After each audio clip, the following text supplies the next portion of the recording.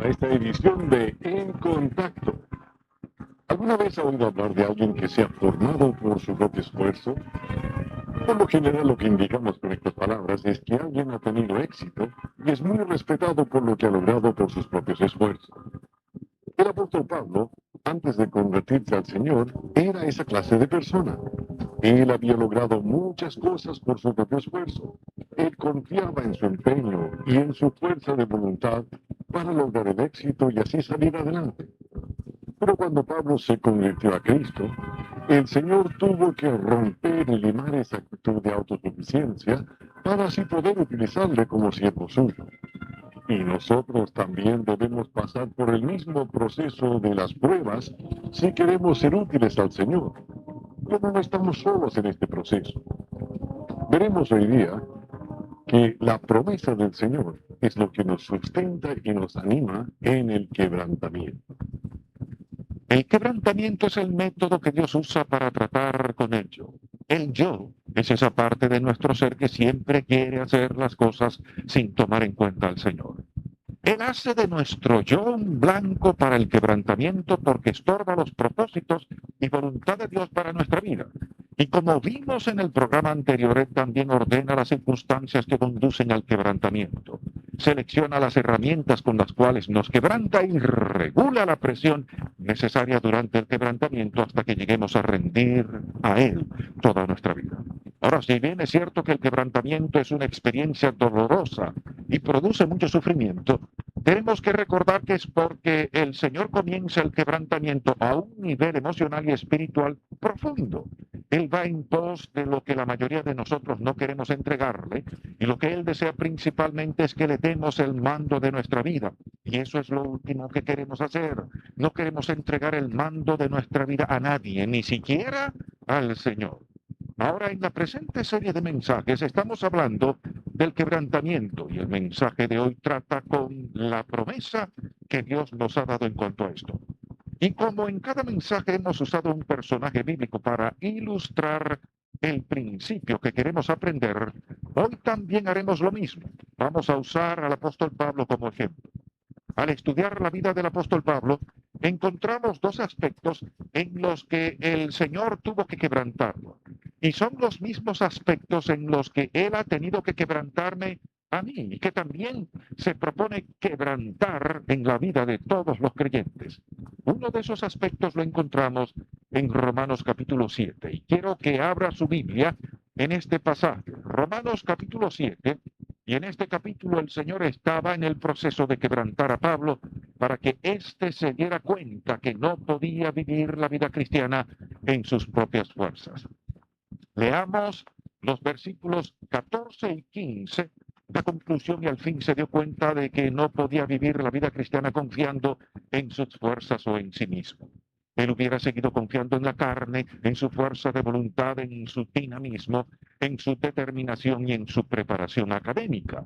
Él hubiera hecho lo mismo que nosotros hacemos, pero el Señor, por medio del quebrantamiento, nos lleva al final de todos nuestros recursos para que en desesperación clamemos a Él y le digamos: Señor, no puedo más, no puedo vivir la vida cristiana sin ti.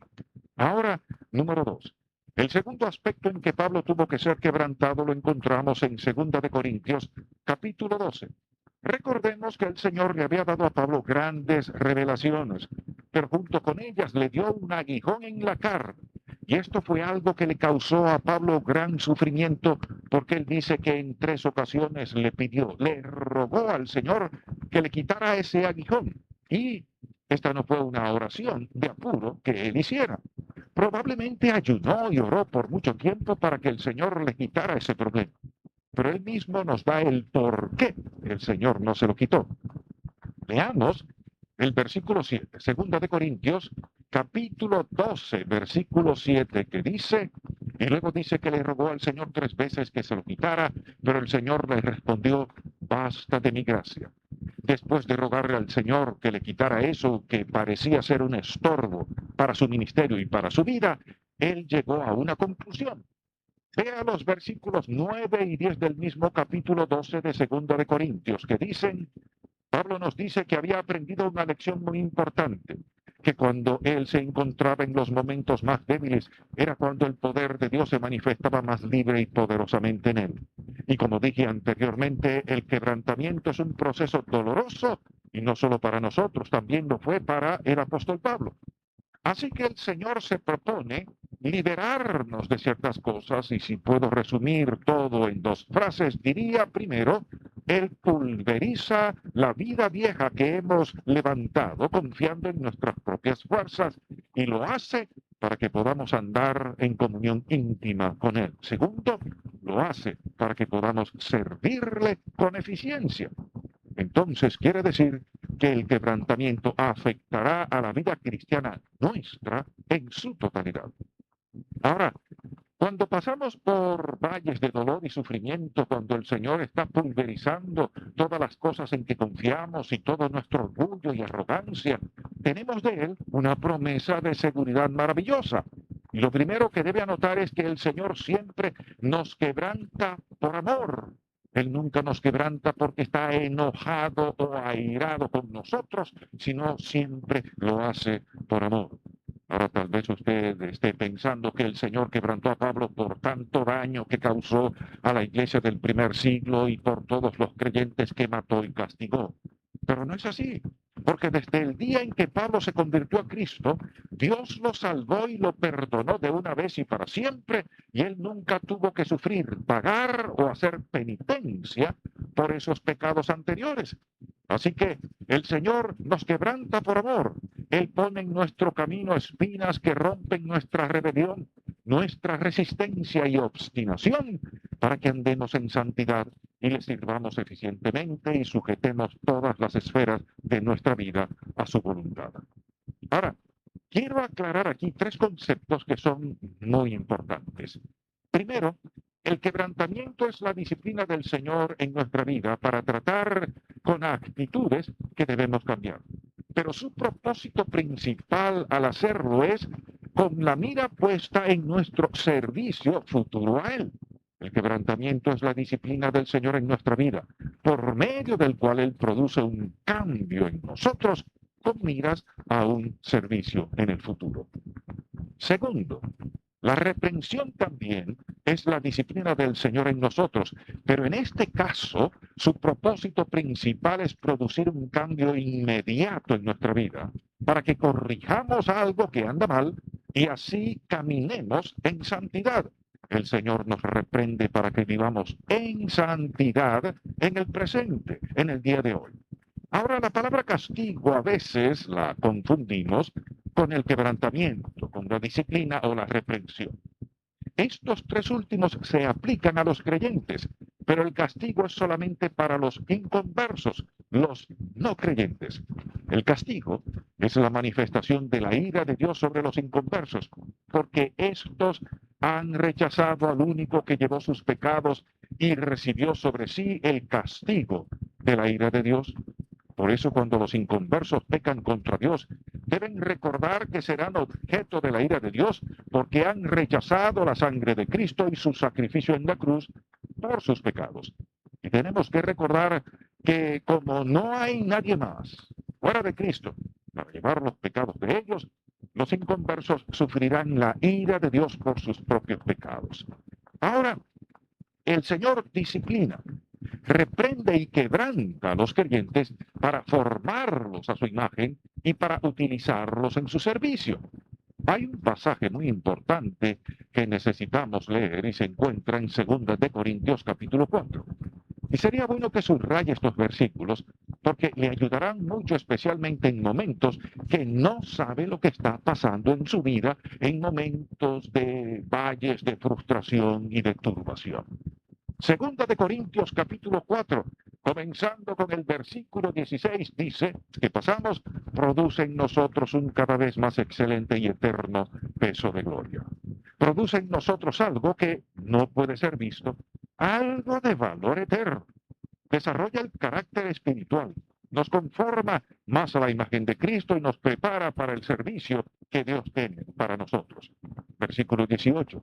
No mirando nosotros las cosas que se ven, el mundo se fija en esas cosas, sino las que no se ven, las que no se pueden ver con estos ojos físicos, pues las cosas que se ven son temporales, o sea, se acaban, pero las que no se ven son eternas. Entonces, cuando el Señor nos hace pasar por el quebrantamiento, no debemos ofuscarnos y decir, Señor, ¿qué está pasando? Ni, ¿por qué a mí? Sino que debemos decir, Señor, ¿cuál es tu propósito en esta situación? ¿Qué te propones? Porque lo único que yo veo es sufrimiento, dolor, angustia, dificultades, Señor. ¿En dónde están puestos tus ojos?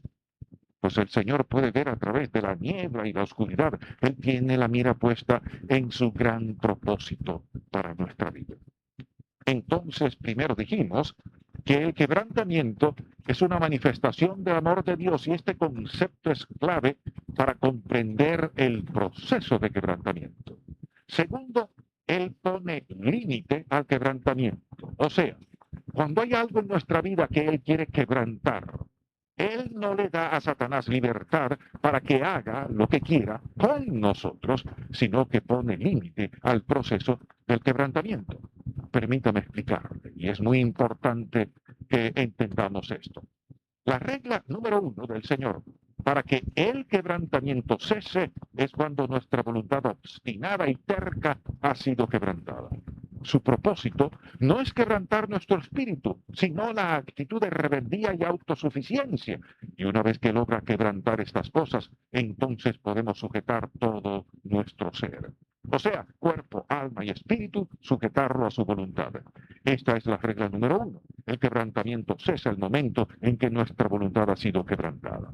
Ahora la regla número 2 es que el quebrantamiento cesa el momento en que éste comience a perjudicar el gran propósito de Dios para nuestra vida. O sea, que si el Señor permite que seamos quebrantados a tal punto que el sufrimiento y el dolor sean intolerables y comiencen a perjudicar su propósito en nosotros, entonces habrá desperdiciado la oportunidad y eso no está de acuerdo con su naturaleza. Así que el quebrantamiento tiene un límite y ese límite está regulado por el Señor mismo. Entonces, hablamos del proceso. Hablamos de que Él hace un blanco de las cosas que necesitan ser quebrantadas en nuestra vida. Hablamos de que Él ordena las circunstancias, selecciona las herramientas, regula el proceso y pone límites al quebrantamiento. Todo para que su gran propósito sea cumplido. Ahora, en tercer lugar, cuando somos quebrantados, el Señor aumenta nuestro entendimiento. Al hacernos pasar por este proceso y cuando nos despoja de todas las cosas en las que tenemos puesta nuestra confianza, lo primero que Él hace es darnos un entendimiento más claro, más profundo acerca de Él mismo. Llegamos a tener una perspectiva diferente sobre quién es Dios.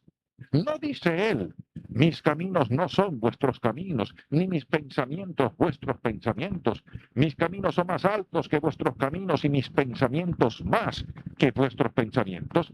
En el proceso del quebrantamiento el Señor abre nuestros ojos para que veamos y entendamos sus caminos, sus propósitos y cómo Él opera en nuestra vida.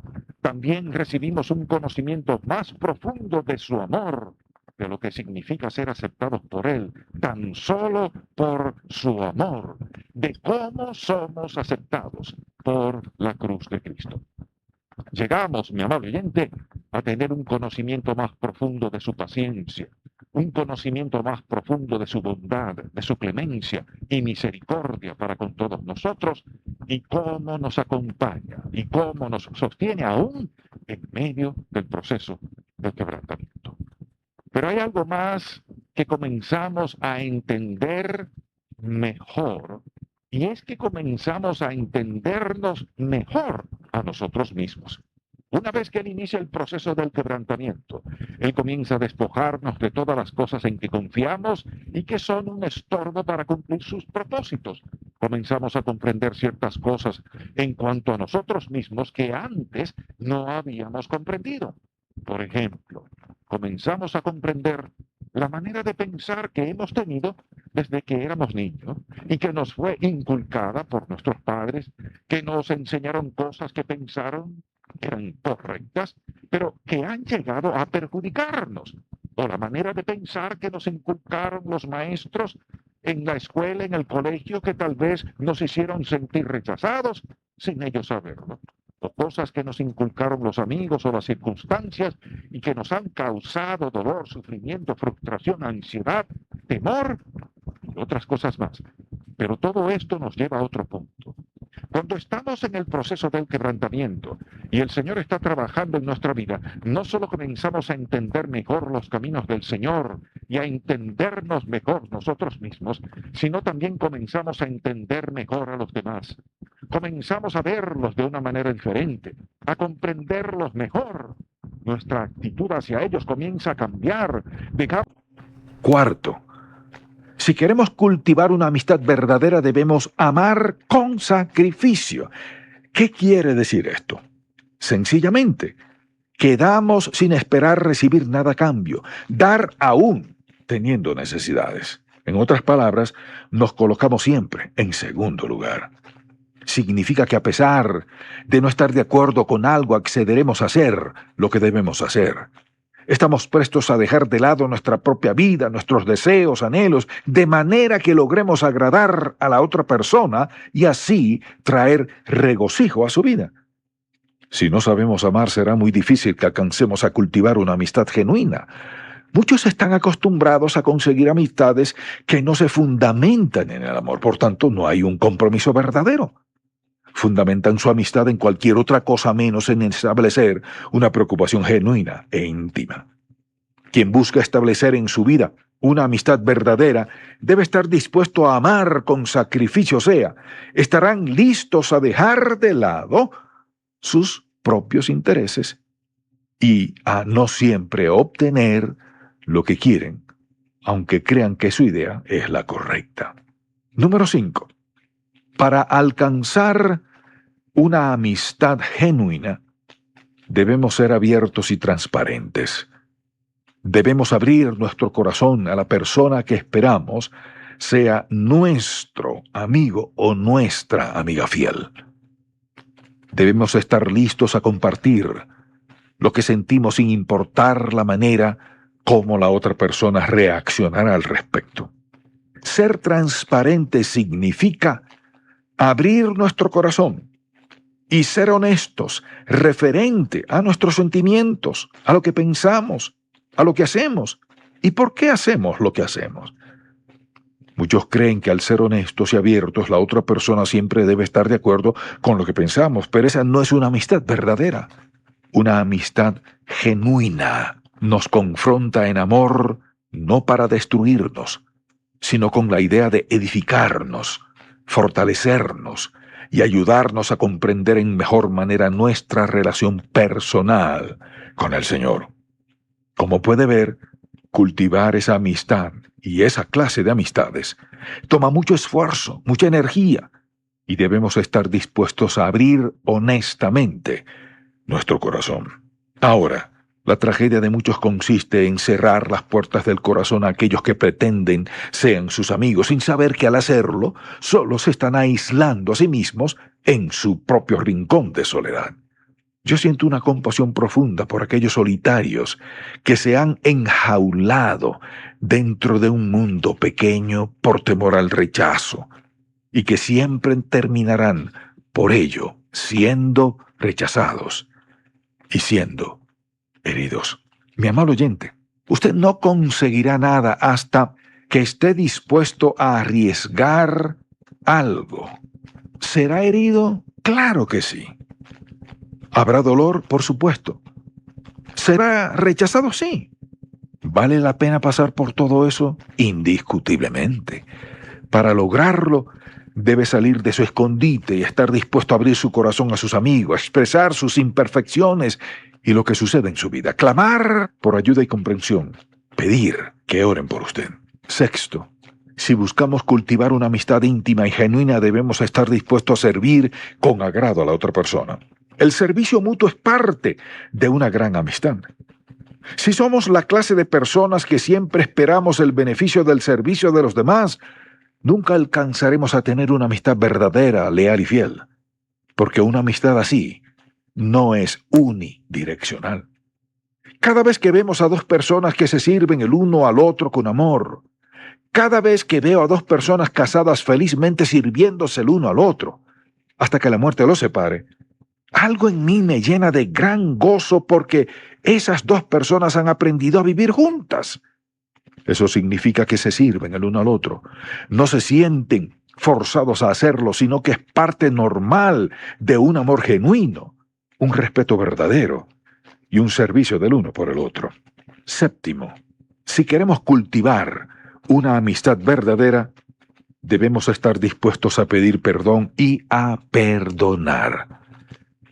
Si no estamos prestos a reconocer que cometimos un error, que actuamos equivocadamente, nos portamos insensibles ante tal o cual situación, que no pensamos sino solo en nuestro propio interés y no estamos listos a pedir perdón por ello, entonces no alcanzaremos a edificar una amistad genuina. 3 palabras sencillas, pero muy difíciles de pronunciar. Por favor, perdóname. ¿Queremos cultivar una amistad que perdure? Entonces debemos estar prestos a perdonar. Si decimos, te perdono, pero aquí se acaba nuestra amistad, ese perdón no tiene razón de ser. Debemos estar dispuestos a perdonar. ¿Seremos heridos? Claro que sí. ¿Qué sucede cuando somos heridos o nos sentimos rechazados por nuestras amistades? Tenemos 2 alternativas. Anidamos rencor por los hechos o simplemente perdonamos. Es posible que nos causen un gran dolor por comentarios hirientes acerca de algo que hayamos dicho. El punto es este. ¿Cómo podemos guardar rencor en contra de alguien cuando el Señor nos ha perdonado toda nuestra vida? Yo acepté a Cristo a la edad de 12 años y todo lo que he hecho mal ante los ojos de Dios ha sido perdonado, lavado por medio de la sangre de Jesucristo. ¿Cómo puedo guardar rencor y deseos de venganza en mi corazón? No digo que nos debe agradar todo lo que las personas nos hacen, sino que no tenemos derecho para guardar rencor por lo que nos han hecho. ¿Queremos amistades eternas? Pues debemos perdonar. 8. Al cultivar amistades duraderas debemos aprender a aceptar de buena gana las críticas y los elogios. Alguien dirá, ¿qué quiere decir aceptar las críticas y halagos de buena gana? Le contesto con otra pregunta. ¿Cree que es justo aceptar solo los halagos y no las críticas? No lo creo. En otras palabras, si está dispuesto a aceptar los elogios, debería estar presto para recibir también las críticas. Si sabemos que alguien nos ama de verdad, debemos estar listos a recibir sus críticas porque estarán orientadas para nuestro bien. Quien nos ama de verdad verá cosas que nosotros no vemos. Si se preocupan lo suficiente como para consolarnos, lo harán también para indicarnos lo que estamos haciendo mal. Si no logramos establecer una relación con alguien, será muy difícil que lo logre tampoco en el matrimonio. No es posible cultivar una amistad verdadera, real, genuina con nadie si no estamos dispuestos a aceptar las críticas al igual que los elogios, pues los dos son parte de la vida. Tal parece que no hay un equilibrio para manejar estas dos situaciones. A todos nos agrada ser elogiados y definitivamente a nadie le gusta ser criticado. Pero si cultivamos una amistad verdadera, aceptaremos de buena gana tanto los elogios como las críticas, porque aunque no es lo que querramos oír, ello irá en nuestro mejor interés y formación. 9. Al cultivar una amistad verdadera, estaremos comprometidos en el crecimiento espiritual de la otra persona. Nuestra amistad será maravillosa si nos comprometemos con la madurez espiritual de ella.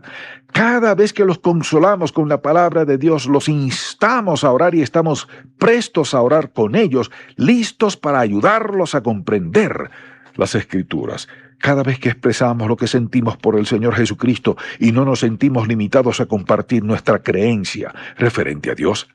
Cada vez que podemos sugerir ir al Señor en oración para esperar su respuesta o confirmación para algo.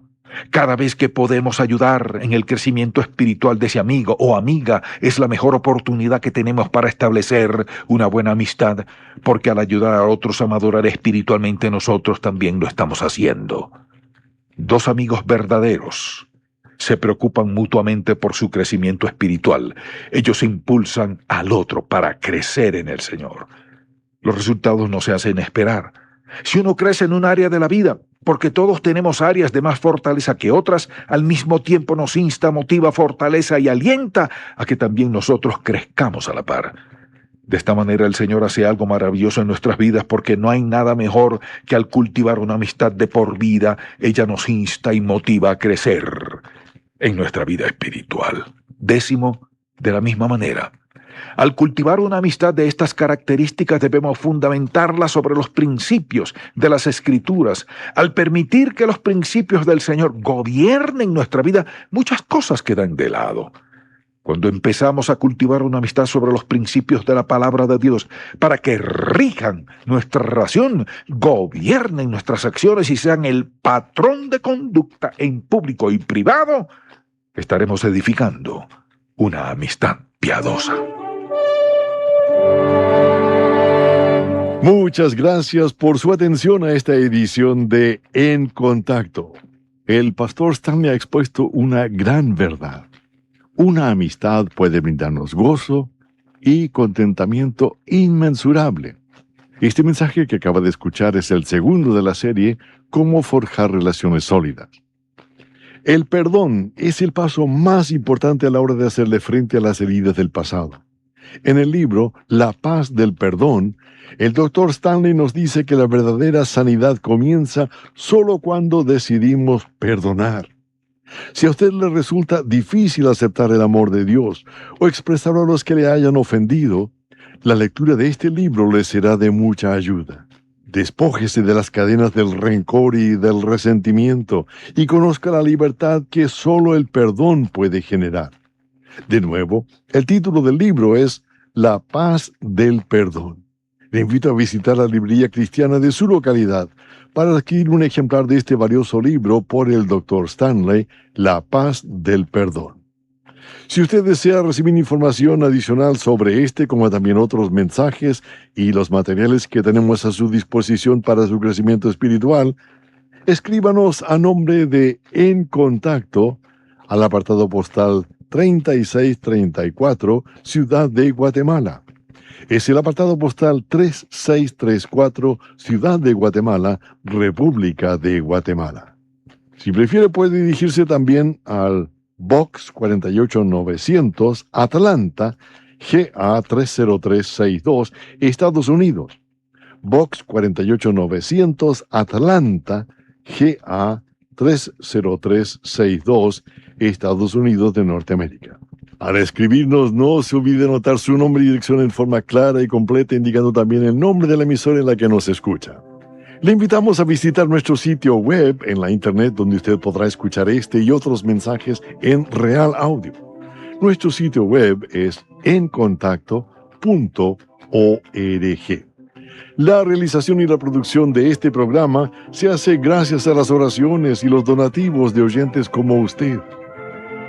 Este programa es una realización y producción de Ministerios en Contacto con el pastor Charles Stanley, que ahora se despide con estas palabras finales.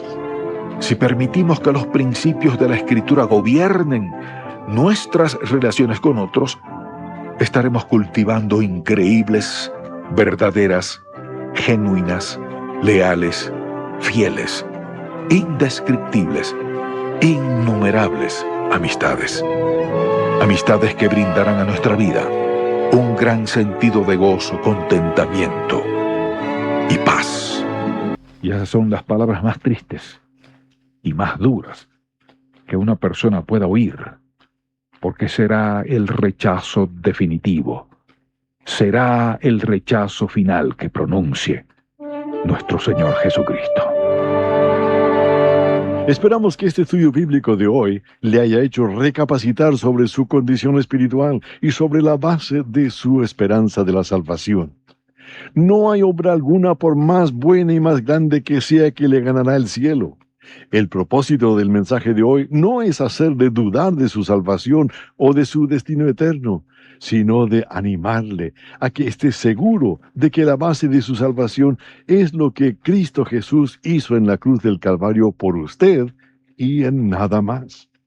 Hay muchos que no creen en la condenación eterna porque dicen que no es justo que alguien que no sabe nada de Cristo sea condenado. Pero en Romanos capítulo 1 se nos aclara este asunto, porque dice allí: porque la ira de Dios se revela desde el cielo contra toda impiedad e injusticia de los hombres que detienen con injusticia la verdad, porque lo que de Dios se conoce les es manifiesto, pues Dios se lo manifestó, porque las cosas invisibles de Él, su eterno poder y su deidad, se hacen claramente visibles desde la creación del mundo, siendo entendidas por medio de las cosas hechas, de modo que no tiene excusa. Muchas gracias por su gentil atención a esta edición de En Contacto. Si usted desea recibir información acerca de este, como también otros mensajes y materiales que le ayudarán en su crecimiento espiritual, sírvase escribirnos a nombre de En Contacto, al apartado postal 3634, Ciudad de Guatemala, en Guatemala. Es el apartado postal 3634, Ciudad de Guatemala, República de Guatemala.